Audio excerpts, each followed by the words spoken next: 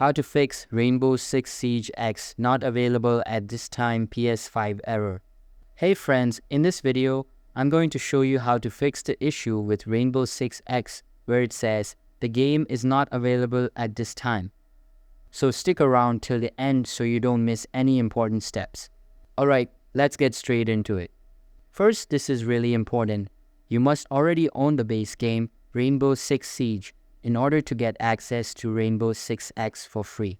If you don't have the base game in your library, this error will appear, and unfortunately, there's no way around it.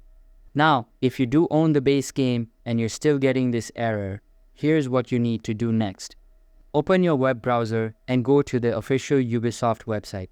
Log into your Ubisoft account. Then click on your profile in top right corner and go to Account Management. Scroll down to the section called Linked Accounts. From here, make sure your PlayStation account is properly linked to your Ubisoft account. If it's not, go ahead and click Link next to the PlayStation option and follow the instructions. Once your accounts are linked, open the PlayStation Store on your console. In the search bar, type in Tom Clancy's Rainbow Six Siege. Find the correct version of the game. You'll see that it's listed as free. Select it and hit download. Now, launch the game again and the error should be gone. If you're still facing the same issue, then it's likely a server-side issue from Ubisoft's end. This is a known bug and the developers are already aware of it.